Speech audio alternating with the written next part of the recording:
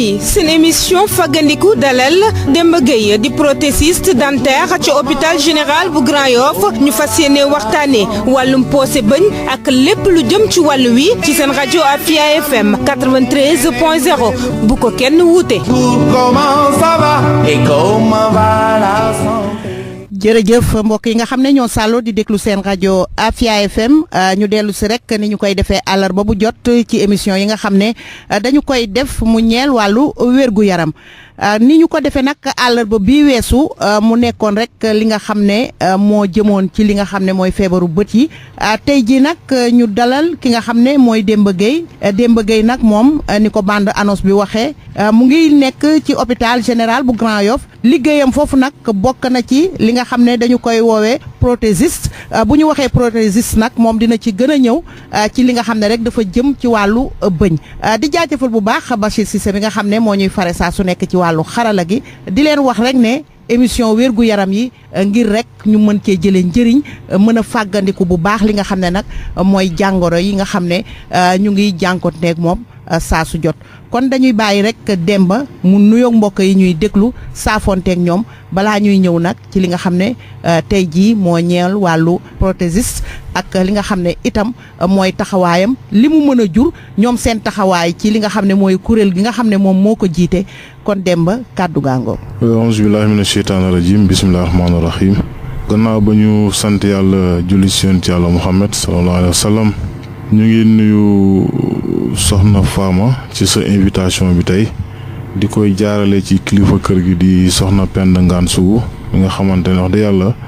dañuy rafetlu taxawaayam ci wàllu communication sur le plan communautaire. donc maa ngi tudd Demba Gueye di liggéey comme ni ngeen ko waxee rek hôpital général de Grand Yoff en tant que prothésiste dentaire mais aussi mun naa ne maa fi représenté aussi association bi ñuy wax association des prothésistes dentaires du Sénégal bi nga xamante ne moo ëmb prothèses yi nekk biir Sénégal yëpp di liggéey ci domaine boobu. jërëjëf Demba defe naa ne balaa ñuy sori xëy na ñu ngi wax prothésiste dentaire waaye tey mbokk yi nga xam ne ñu ngi ñuy déglu ñi mel ni man xëy na xamuñu lan mooy prothésiste dentaire nga indil ñu tuuti rek li nga xam ne tey mën nañu koo jàpp ci liggéey bi nga xam ne yaa ngi koy def foofu ci wàllu bëñ yi. waaw di sawar a tontu ci question boobu di nekk tamit question bu am solo donc prothèse dentaire wala prothésiste dentaire dafa bokk ci bànqaas yi nga xamante ne moom la odontologie li ñuy wax odontologie ëmb donc parce que bu ñu nee la famille dentaire dañuy tudd dentiste bi tudd technicien supérieur bi tudd assistant dentaire waaye tamit dañu fay tudd prothésiste dentaire mu nekk loo xam ne benn famille la donc ci biir li ñuy wax médecine dentaire foofu la prothèse dentaire juddoo ba tax na aussi mu nekk vraiment liggéey bu am solo aussi lu am solo la yaakaar naa ci kanam dinañ gën a détailler lu waral mu wax loolu waaye aussi mu nekk liggéey boo xam ne fépp fu cabinet dentaire amee rek dañ koy soxla ci wet ba donc lu am solo daal ci askan bi. jërëjëf Demba Gueye defe naa ne mu nekk lu am solo liggéey bi nga xam ne wax nga ne moom ngeen di liggéey ci wàllu protège defe naa ne nit ñi protège la ñu gën a xam maanaam daal defaraat li nga xam ne moom mooy bëñu doomu aadama bi. Demba man fi may tàmbalee mooy gis nañu ne doomu aadama bu juddu di nga tàmbali sax bëñ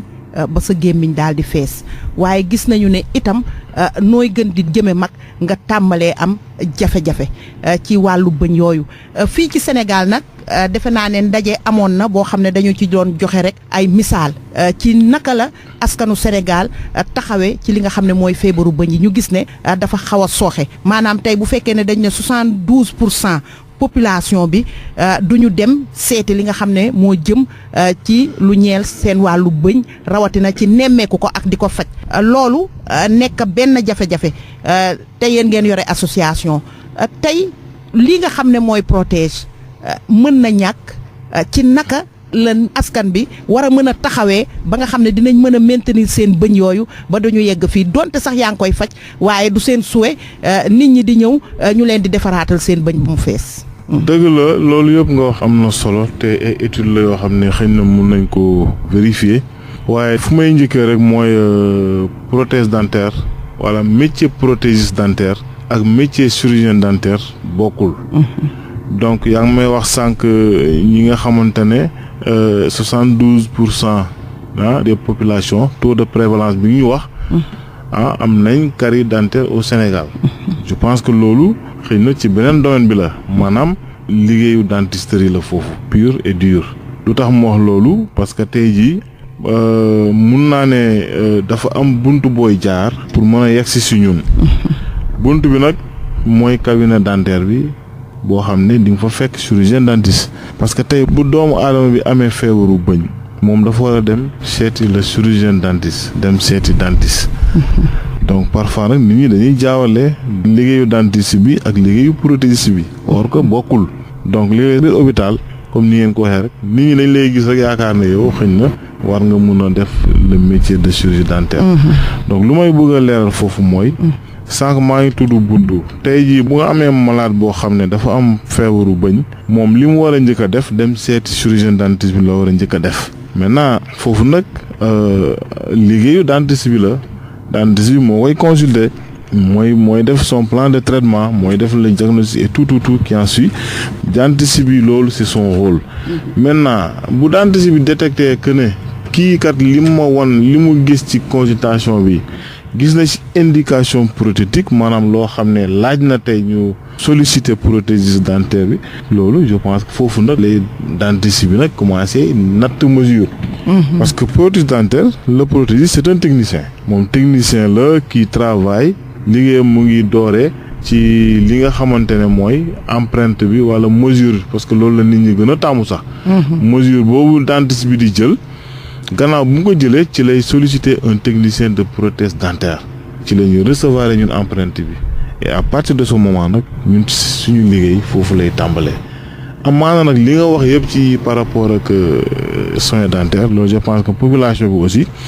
war nañoo mun di saa su nekk rek ku ci am problème mu bëñ li nga war a def mooy nga dem seeti chirurgien dentiste bi mais ñun suñu liggéey mu ngi tàmbalee gannaaw bu ñu dentiste bi joxe empreinte. foofu la ñu commencé suñu liggéey muy liggéeyu poosé. liggéeyu poosé nag je pense que yàgg na biir Sénégal donc depuis suñu maam ya avant ñuy wax prothèse dentaire nit ñi ñu ngi doon poosé. avant que ñuy créer le métier de prothèse dentaire autant avant prothèse dentaire di am suñu temps yu maam yi ñun dañ doon juddu fekk suñu maam yi ñu am ay poosé. te doo xam nu ñuy def ba poosé ko. maintenant jamono di dox. di dox ba ñu créer filière prothèse dentaire boo xam ne nit ki da ngay def formation bi nag dafa am lu ko jiitu mooy nga dem def concours ba pare. bu ñu la sélectionné nga admis ci lañ lay yóbbu école bi nga xamante ne moom la fi réew mi am. ñu koy wax école nationale de développement sanitaire et social NDSS. école boobu moom mooy former technicien prothésiste dentaire du Sénégal moo leen di former diiru ñett at lañ lay former jox la sa diplôme d'état nga mun a nag exercer donc loolu am na solo aussi parce que métier dañ koy jàng métier kenn du ko luus kenn du jur def ko. da nga koy jàng maîtriser li ci war yëpp nga doo ko mën a pratiquer te yaakaar naa ne dinaa si ñëwaat. parce que am na ñoo xam ne ñu ngi ci milieu bi ñoom aussi di def comme ñun waaye teguñ ko fu ñu ko war a teg loolu dinaa si dellusiwaat. defe naa ne ci loolu dinañ ci ñëw bu yaatu sax ndax loolu mooy problème majeur bi nga xam ne moo ci ne ndax saa su nekk nga gis nit dem poosé ji ba pare comme poosé la nit ñi xam dem poosé ji ba pare waaye yeneeni feebar sax la ciy daal di jëlee ci daf ma xatax dafa ëpp dafay yëngoox yooyu moom dinañ ci ñëw bu baax waaye Demba defe naa ne question bu njëkk bi moom nekk na lu amoon solo nga leeral ko ndax wax nga lu am solo nee nga yéen balaa ngeen di jot ci malade bi nga xam ne dañ ko war a pooseel dina am foo xam ne daf fay jaar ba ñu wax ne poosé moo jaadu ci yéen ñu doog leen koy jox yéen ngeen def seen liggéey ni mu waree kon loolu la ñu war a mën a gën a jàpp kon boo gisee laaj bi ñëwoon mooy rek ku nekk xam na ne xëy na poosé ñu ngi koy def waaye poosé bëñ yi nga xam ne moom nga judduwaalee màgguwaalee moom nekk na bëñ yoo xam ne moo gën ba tax na li nga waxit nekk lu am solo nit ñi war nañoo taxaw ci fàggandiku ci feebaru bëñ yooyu ba nga xam ne xëy na du ñu yegsi si poosé waaye bu fi poosé sësee nag faaw ñu daal di def li nga xam ne mooy poosé bi ndax defe naa ne ñàkk bëñ nekk na loo xam ne lu méttee métti la Demba li nga xam ne nag moom mooy poosé boobu tey ana ñan ñooy soxla poosé ak yan xeetu poosé moo am ci li nga xam ne nag moom moo jëm ci seen liggéey boobu. jërëjëf soxna Fama ci question bu am solo boobu ñi war a poosé mooy ñi nga xamante rek ñoom ñoo ñàkk seen i bëñ wala seen i bëñ yàqu wala tamit am na ñoo xam ne aussi dañuy poosé ngir esthétique te poosé ñaari volet ko seq benn bi moom la ñuy wax esthétique maanaam pour que vraiment taaru nit ki delluwaat fu mu nekkoon parce que boo ñàkkee sa bëñ rek am na lu la manqué ci sa kanam day feeñ donc pour rétablir l'esthétique donc prothèse bokk na ci rôle bi muy jouer mais aussi day jouer le rôle de fonction li ñuy wax fonction maanaam avant nga doon ñàkk say bëñ da nga doon lekk di sax ñu lu baax ñi aliments yi ba mu mokk nga doo ko jàllale donc fonction boobu noonu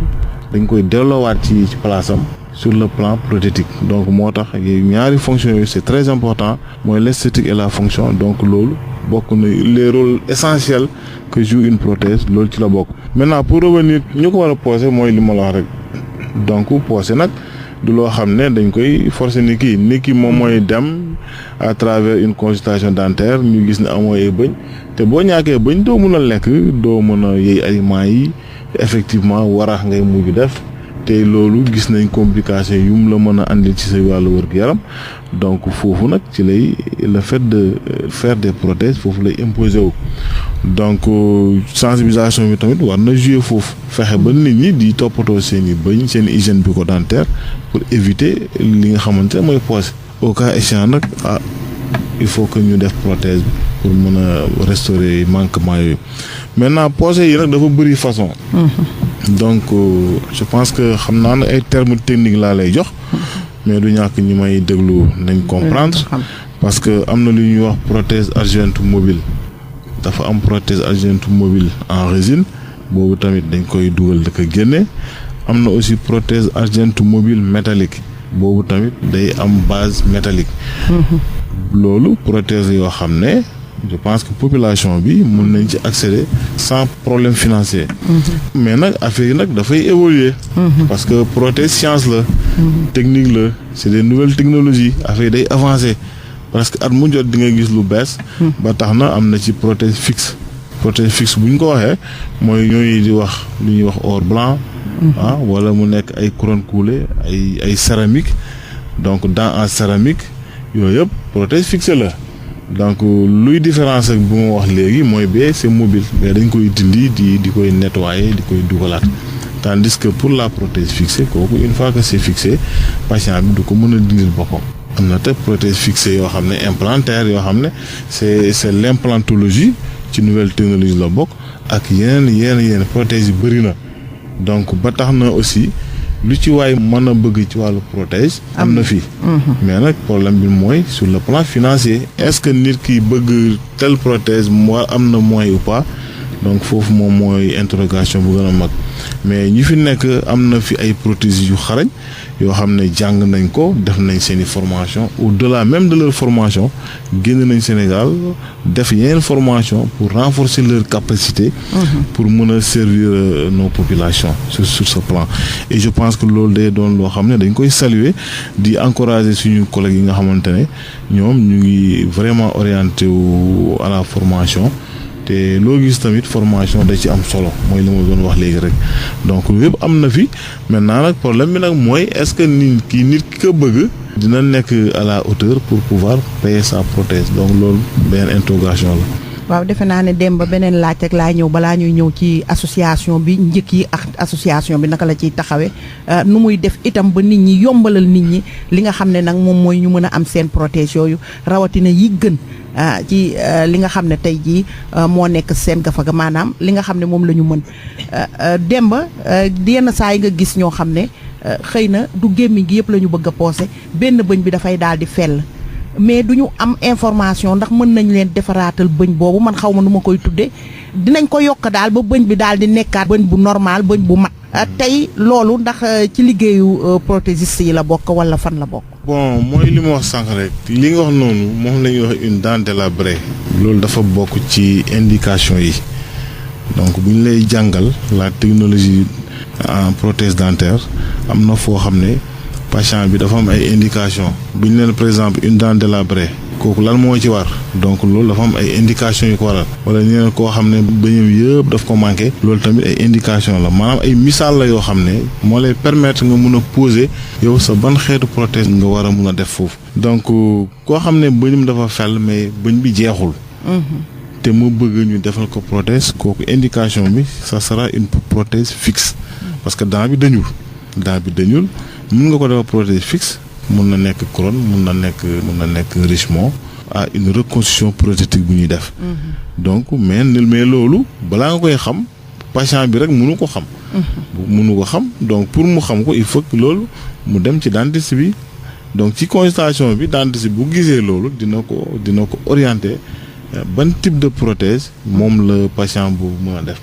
mais du loo xam ne nit ki daf koy dal rek mu xamal ko boppam parce que c'est des termes techniques te day loo xam ne yow mënuloo tëb rek amal sa bopp solution donc lu mel noonu il faut que tamit nit ki jaar ci dentiste mooy li ma wax sànq rek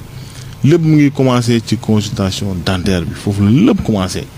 ci foofu nag boo tooyee ak sa dentiste mu xool ne la sa bëñ bi lii léegi dañ koy poser mais poser bii ak bii moo am ban nga ci bëgg mu xool ne la bii dafa cher est-ce que doo ma wàññil bu ngeen waxee ba jubóo nag loolu moom ci cabinet dentaire ba la bu ngeen waxee ba jubóo nag ñun nag ci la ñuy envoyer les empreintes te puis moi je pense que globalement ñun suñuy tarif cherul noonu. tarifu prothésiste yi je pense que c'est à la portée de tout le monde. bu dee prothèse mobile yi cherul noonu mais le problème mooy patient yi ci dentiste bi la ñuy jaar. xëy na nag jaar bu ñu jaar ci dentiste bi fay seen consultation def ay traitement yooyu noonu xëy na mooy tax montant bi xaw a élevé mais ñun en tant que prothésiste parce que ñun dentiste bi la ñuy fayeeku. ñun du ñu fayeeku directement le patient bi ci dentiste bi lay jaar dentiste bi moo xam nu muy traiter son patient mais ñun nous travaillons à base d'une tarification. par exemple mën naa ne benn temps laa koy jëlee moom laay facturer sama dentiste bi nag su may envoyer un travail day référé wu ci sama tarification moo ko jox pour mën a facturer son patient donc ñun je pense que nous amuñu contact direct sur ce plan-là avec le patient maintenant c'est par l'intermédiaire du chirurgien dentiste que ci la ñu poser ñun suñu tarification. mais je pense que loolu yëpp rek je pense que njëlbeen gi mooy ki nga xamante ne am na problème boobu na dem directement chez le chirurgien dentiste moom bu demee ci dentiste bi façon prothèse bu mu bëgg rek dentiste bi mën na ko proposer et après ci la ñuy door a ñun commencer suñu liggéey à partir de ce moment. waaw tey xam naa ne allo mu mel dafa am mbokk mu nekk ci ligne bi allo. maa ngi lay dégg. waaw ñun tamit ñu ngi lay dégg waaw mbokk mi salaamaaleykum noo tudd ak fooy wootee. maaleykum salaam maa ngi doon bëggoon participer ci émission bi dafa am li nga xam ne dama ko constaté gis naa ay consultation gratuite ci ophtalmologie des fois dépistage sur le diabète ak yooyu mais lu mel ne protège lu tax duñ koy faral di def parce que ñu bëri am nañu problème mu bëñ seen bëñ dañ mais pour ñu changer ko wala kii coût bi dafa xaw a métti loolu aussi bu fekkente ne am na ay association yoo xamante ni ñi ngi nekk ci côté boobu war nañ ci mën jàppale nit ñi loolu laa amoon comme contribution. Demba mbokk mi dafa ne moom comme yéen association ngeen gis na ne ñuy jàppale nit ñi ci yenn jafe-jafe yi. bu dee wàññi sax ñu di leen wàññil ñu mën a def protège ndax problème mu bëñ yi bari na yéen tey seen association lan lay def ci loolu wala lan la bëgg a def mébét a def ci li nga xam ne moom mooy consultation yi ak jàppale askan bi ñu faju ndax nee na njëg gi lu jafe la. waaw loolu dëgg la et je pense que association bi ma fi représenté ñu koy association des prothèses dentaires du Sénégal te suñu collègue Aliou Diédhiou jiite ko. ñu ngi ko créé en 2002. donc association la boo xam ne def na 16 ans. je pense que def nañ ay jéego yu am solo ci côté assainissement milieu bi. parce que tamit profession dañ koy assainir protéger ko. waaye aussi ci wàllu activité def nañ vraiment ay activités yu bëri sur le plan scientifique maanaam di def ay yenn formation continue entre les collègues wala aussi ñuy def ay actions sociales donc mais ñun dañoo nekk association boo xam ne aussi li mu wax c'est important parce que man au-delà de cette association man dama diriger benn association médicale donc boo xam ne damay def ay tournées médicales chaque année au niveau du Sénégal mais buñ koy def parce que équipe bi souvent damay yóbbaale ay médecins ay dentistes ay pharmaciens ay gynéco donc spécialité yëpp dama ko yóbbu mais bu ñu amee ci consultation dentaire bi un cas de prothèse su boobaa dentiste bi mën na ko booleeg man wala mu jël boole ko keneen mais su boobaa dañuy wàññi prix bi. par contre li mu wax am na solo mais aussi ñun aussi je pense que ci journée de la célébration de la journée mondiale de la santé bucco-dentaire je pense que c'était le 20 mars à chaque fois dañuy travailler avec la division de la santé bucco-dentaire logée au ministère de la santé pour bëgg ñun association yëpp yu banqaasoo ci famille dentaire ñuy proposer activité je me rappelle sax daaw am na volet bu mel noonu buñ bëggoon a def maanaam def consultation je sais pas consultation parce que ñun duñu consulter c'est le dentiste qui consulte donc pour ñu permettre que ñun aussi ñu def ay prothèses à prix très réduit aux populations mais le problème bi mooy mënoo ko def parce que patient bi dafa am yoo xam ne foofu mu jaar ci dentiste population bi aussi loolu je pense que dañ ko xamul lu bari gis nga prothèse balaa muy mën a travailler dafay travailler sur des empreintes ci empreinte la ñuy liggéey empreinte nit gémmiñu nit ñu xool defal ñu avec des fiches de travaux ñu mën a liggéey mais xam nga même ñun sax si on a cette volonté même bu ñu amee yéene boobu mais pour matérialiser ko sur le terrain day xaw a compliqué parce que bu fekkee nag on l'a fait avec collaboration des dentistes là y a pas de souci dentiste mën nañ ñëw à côté consulter prendre les empreintes il nous donne et puis on dit que maintenant si la dent coûtait 10 000 francs ñu ne 5 000 francs à titre d'exemple quoi mais ñun en tant qu'association am nañ yéene boobu mais pour matérialiser ko en tant que structure légalement constitué duñ ko mën a def maintenant mën nañ ko def nag en collaboration avec l'association des chirurgiens dentistes du Sénégal ñoom nga xam ne am nañ autorisation wala ils sont habilités de prendre des empreintes et de faire des soins buccaux loolu je pense que pourquoi pas ñu essayer ko mais loolu du xëy na mën nañ ko noter donc on va prendre acte sur ça te buñ demee ba ci nar a taxaw dañ ci waxtaan ak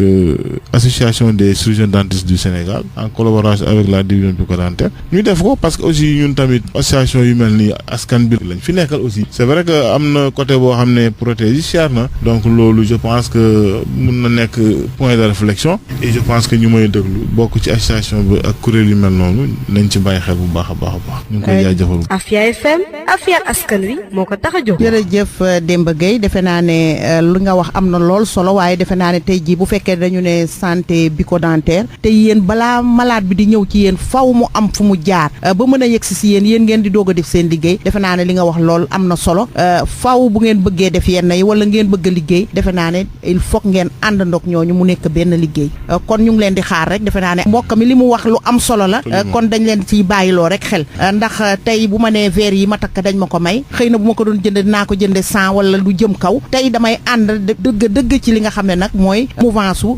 stratégie avancée yi nga xam ne ñu ngi koy def ngir askan wi ci njëggu yomb wala sax si maye ñu mën a am li nga xam ne nag yi lu mel ni bëñ dama lay jox rek benn anecdote sama mag bu jigéen doomam daf ko dindiloon bëñ yi suba gu xëyee rek mu ne ko lii mooy priorité defal ma lii ba pare doog a posé sama bëñ yi ñu ànd di ñëw Dakar jël taxi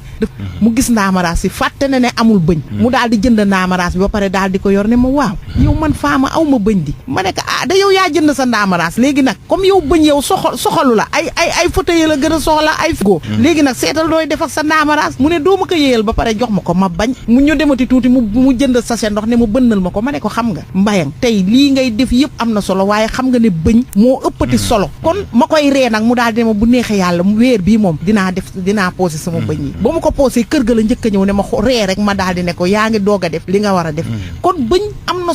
solo boo xam ne nit ñi vraiment ku ko ñàkk wax nga ko ci lekk bi déjà du mokk te bu duggee si sa yaram dina am jafe-jafe yoo xam ne war na la ko mën a indil kon defe naa ne ñu ngi leen di sant bu baax di leen gërëm yéen ñiy liggéey ci loolu waaye ñu gën a góorgóorlu rek ci wut ay stratégie yoo xam ne daal dina gën a mën a dimbali li nga xam ne mooy askan bi dem ba tey bu ñu waxee prothésiste maanaam ñi nga xam ne tey jii ñooy def protège dentaire yi poosé yi tey ñu gis ne diabète bari na lool Sénégal ndax dina yomba diabétique ñu poosel ko te du am benn jafe-jafe. waaw yooyu man je pense que ci service bi ma nekk à l'hôpital xëy na foofu laa mën a joxe un exemple parce que yu mel noonu dañ ko fay rencontrer souvent patients yi dañu xaw a ragal parce que ñu ngi ragal nàcc wala par exemple bu dee poosé bu am wañ la mun na leen a gaañ quelque part ñu nàcc. donc côté boobu ñoom dañ ci ragal mais d'habitude ñun suñu chirurgien dentiste yi ne foofu dañ leen di sensibiliser dañ leen di sensibiliser waxtaan ak ñoom fexe nag ba ñu accepter ko parce que aussi yi feebar yu mel ni diabète bu dalee nit ki rek automatiquement da koy traumatiser surtout ci wàllu bopp bi. lu waral loolu parce que da nga doon lekk normal xam nga di def say activité alimentaire sans limite tey tey kat ceeb juróom-ñaari kudd lañ la autorisé automatiquement tu es abattu quoi. donc yu mel noonu dafay faral di dal nit quoi psychologiquement ni le patient il est abattu donc du coup loo ko proposé sax du ko nangu boo def prothèse loo ko mën a proposé du ko nangu mais néanmoins dentiste yi souvent bu ñu leen amee consultation dañuy woo en tant que technicien ñu collaborer waxtaan ak patient bi ba convaincre ko defal ko prothèse boo xam ne moo gën a adapté à sa situation médicale. donc je pense que yu mel noonu am na ñu koy bañ am na ñoo xam ne aussi ñu leen di convaincre ba di leen koy defal l'essentiel que l'appareil soit bien fait je pense que aussi yàlla defee jàmm mun na bañ a am problème boobu daal donc loolu la quoi donc lu ma bëggoon a andiwaat tuuti rek mooy sànq rek xëy na wax naa ci mais soriwuma ci parce que aussi gis nga métier soxna Fama gis nga métier dañ koy jàng lu tax moo xoo dafa am solo xam nga man tey ku ma woon tey di ma naan Demba Gueye kaay ma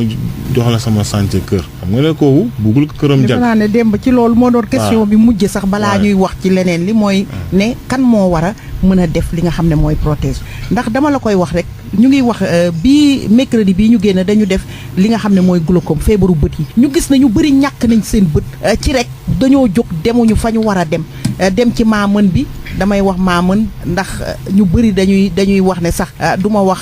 li nga xam ne moom moo jëm ci yeneen fajkat yi waaye maamën bi di dem ñu lay jox ay yeneen tuufaay di la jox ay garab ngay naan ba balaa ngay dem ci ki nga xam ne mooy fajkat bi nga ñàkk li nga xam ne mooy sa bët ndax lu mel noonu dal na ñi nga xam ne ñooy defu prothèse. waaw xam nga maamën amul ci prothèse amul maamën amul njabar amul dara da nga koy jàng man ko nga def ko c'est aussi simple que ça waaye nag dañoo nekk ci dëkk boo xam ne nit ñi am nañu fit boo xam ne dañuy fekk métier jàmbur rek suuxlu ci rek dugg ci dóor benn affaire mu réussir rek mi ne acca fii la fekk warul demee noonu maa ngi naan la sànq tey man mi ku ma fekkoon di may jox sa chantier ne ma tabaxal la sa kër sa bâtiment mais kooku xam nga ne man fu ñu doon def dose 30 mun naa la fa dose 5 dose 50 wala 80 donc parce que du sama métier du lu ma maîtriser te su boobaa sama xel rek laay demee te demee sa xel aussi c'est pas important c'est très dangereux que nga toog sa benn place wéet di demee sa xel nit du demee xelam nit du doyloo boppam parce que dafa am loo xam ne gannaaw jàng bi expérience la parce que nee naa la école buy formé fii am na fi di nga def concours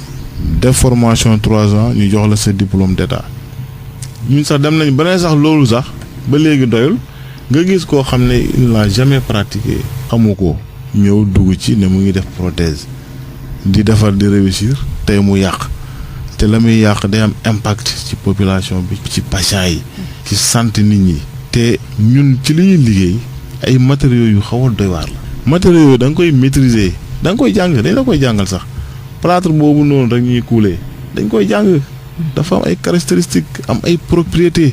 nga war a xam kañ lay jàpp kañ la dul jàpp résine bi ñuy muulee résine bi ñuy buuree da nga war a xam lépp crochet bi da nga war a xam lépp dara waruñ ko négliger ci chaîne productique maintenant bu fekkee am koo xam ne xëy na am na xaalis wala mu jaar ci quelqu'un rek mu jàngal ko mu mokkal mu commencé ibi di liggéey te condition asepsie yi du ko respecté mesures yi du ko respecté ba pare aussi damay dégg sax ñu ne ñu posé nit ñi or blanc te or blanc man dama ne ñu koy posé à 1000 francs ki 1500 ñu ngi courir ay danger xëy na 1500 bi nga fay ëllëg di nga fay plus de 50 000 lu ne mën na la ko causel pour faju donc aussi population bi xam nañ ne pouvoir d'achat bi dëkk bi parfois day am na ay jafe-jafe mais aussi sa wàllu wërgu yaram mais kooku bu ko marchandé sa dund sa bakkan bu ko marchandé wax nañ la règle yi lii la ñii ñoo koy defar n'est-ce pas mais jaaral foofu parce que dafa am ñoo xam ne dañoo ñëw dugg ci métier bi defuñu formation jànguñu ko ibi seeni place di posé te je pense que ñun en tant que association des prothésistes dentaires du Sénégal def nañ ci ay plaidoyer yu bëri ñun nag nous sommes pas un organisme de juridiction mais association légalement constituée la dañuy dénoncer def ay rapport envoyé au ministère de tutelle ministère moo am droit tëj mais gis nga yooyu li ma lay wax noonu soxna Fama dafa bëri ci dëkk yu bëri boo xam ne kenn xàmmeetul kan mooy diplômé ak dul diplômé kenn xàmmeetu leen parce que ñooñu boo xoolee sax amaana sax léegi sax bu ñu yemut ak ñoom sax xaaj nañu wala bu yàggee tuuti ñu ëpp ñu parce que ñun seen prothèse dentaire yi moo lay wax ni mbootu ci kuréel boobu may wax matuñu 200 prothèses dentaires diplômés au Sénégal matuñu 200 matuñu 250 te boo xoolee ñoom au fur du temps muy dem ñu ngi gën a bëri ba pare di gën a am doole mooy gën a am matériel am xaalis xëy na man mun naa bañ a am moyen mais ñoom dañuy dem am moyen di voyager di andi ay matériel di investir et tout dans l'illégalité la pratique est illégale au Sénégal et particulièrement dans le domaine de la prothèse dentaire li ñu war a bannir la li ñu war a xeex la moi je pense que loolu lancé nañ attiré nañ attention yu bëri au ministre de la santé bi nga xamante ne mooy tutelle bi ak division bucco-dentaire mais aussi ak l'ordre des chirurgiens dentistes du Sénégal parce que ñooñu ñooy organes juridiques ñoom ñoo mën a tëj ñoo mën a tijji ñooy joxe autorisation à travers le ministère mais aussi ñun aussi en tant qu'association tooguñu rek di xool rek gars yi di kii parce que aussi concurrence d'accord mais concurrence loyale lañ soxla. Afia FM ci juróom-ñeent fukk ak ñett gu tomb neen. waa man Demba doguma la waaye man si sama xam-xam bu ndaw bu gàtt nit ki balaa muy ubbi cabinet wala muy ubbi lenn foo xam ne dañ fay liggéeyee lu jëm ci wàllu wér-gu-yaram est-ce que amul këyit yoo xam ne dañ ko war a laaj loo xam ne daf ko war a fournir am ay contrôle yoo xam ne dañ fa war a wàcc xool ñi koy def bërëb beex yan xam-xam la ñu am est-ce que loolu moom mu ngi dox ci Sénégal wala doxu fi ba tey. su ma nee mu ngi dox de su ma nee mu ngi dox moom munuma ne du ma leen dox na à 100%. parce que même boo jëlee domaine pharmacien yi ñu ngi jànkoonte lu mel noonu ñu ngi ubbi clinique paramédicale wala médicale am na ci. waa contrôle bi anamu. am na ci donc ñun déggoo li ma la ñun xëy na buñ amoon pouvoir di tëj wala di dogal. kon ñooñu ñëpp benn suba ñu dégager leen foofu. mais nag ñun association leen. pouvoir yi autorité publique yi ñoom ñoo ko yare ñu luñ man mooy dénoncer ne am na kat ku ñu wax Fama mu ngi liggéey ci prothèse amul autorisation ñu dénoncer. mais autorisation da nga ko war a am dentiste bi day autorisation médecin bi bu cabinet médical day am son autorisation le prothèse dentaire même day am autorisation boo xam ne ministère moo ko jox bëri na bi suñu collègues yu bëri ils sont installés en privé ñoom ñu am nañ seen autorisation mais ki nga xamante ne amul autorisation di liggéey te amaana sax ñay promouvoir autorisation yi ànd ak ñooñu di liggéey mais ça pose problème. yow mënoo nekk sama kilifa may xeex loo xam ne yaa ma ci war a jàppale pour que la may xeex mu dëj nga ëlbateeku man ña may xeex ngay collaborer ak ña may xeex su boobaa man fan laa jëm. waa xam nga loolu Demba lu am solo la tey yéen en tant que association tey lan ngay wax askan bi ñuy déglu ci li nga xam ne dafa jëm ci wàllu poosé bëñ ndax ñu ngi cay def koppar yu bëri ba pare nga bëgg koo defee foo xam ne légalul boo paree jëlee ci waat ay jafe-jafe doo am foo ko yuuxoo tey yoon bi mooy ban pour mu leer ci ñi nga xam ne ñu ngi ñuy déglu tey. waaw xam nga sa xaalis fu nga koy dugal. war nga mun a xam fan la pour ëllëg c'est très important. tey su ma dee patient ma ñëw ci dentiste mu consulter ma defal ma ay prothèses entre guillemets parce que ñoom devant le patient c'est eux qui proposent les prothèses donte sax ñoom duñ ko defar. mais war naa mun a xam kan la pour ëllëgee su ma amee problème ma delluwaat foofu mais man du ma jël sama xaalis jox un clandestin de la rue comme ça koo xam ne bu tey mu installé fii soo mu installé Thiaroye gannaaw soo mu dem. waaw ñoom am nañu seen marketing. am na ñoo xam ne ñoo leen di defal lobby ak marketing ci dëkk bi. waaw mooy li ma la wax rek. ñu leen di wutal client. am na ñoo xam ne tey jii li ko mën a régler man sama xalaat xëy na nag du xalaatu ñenn ñi. ñun dentiste la ñu liggéeyal te loolu c'est vérifié léegi bu fekkee ne dentiste yi ñoom ñëpp liggéey neen ak ay prothèses dentaires yoo xam ne sont diplômés et formés.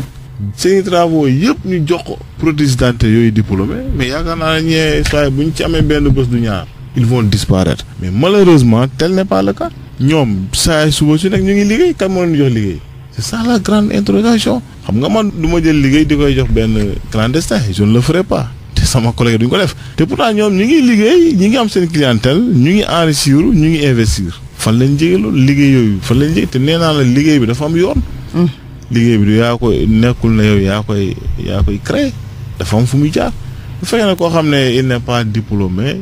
xëy rek di am marché boobu war nañ mën a xam ku koy jox marché bi ak moo nekk si gannaawam c'est ça le problème. waaw li ñu constaté daal mooy ne fi mu toll nii bari na tey jii ñoo xam ne bu ñu defee seen poosé ba pare dañ naan poosé bi dafa xat wala poosé bi kat dafay ëpp ba nga xam ne booy wax sax dafay yëngatu kon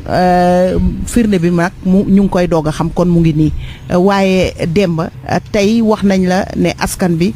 lu takku la ñuy jël di ko def ci li nga xam ne dafa jëm ci wàllu bëñ surtout nag mag ñi. ndax xëy na sax xale dina dem ba yenn âge yi bëñam yi muy doog a soxla li nga xam ne mooy protège tey wax nga ko yéen association ngeen yéen a ngi xeex bu baax li nga xam ne mooy ñiy ubbi te teguwul ci yoon tey fan ngeen ci tollu tey lan ngeen ban appel ngeen di lancer nguur gi nga xam ne tey jii wala ministère de la santé sax boog mi nga xam ne tey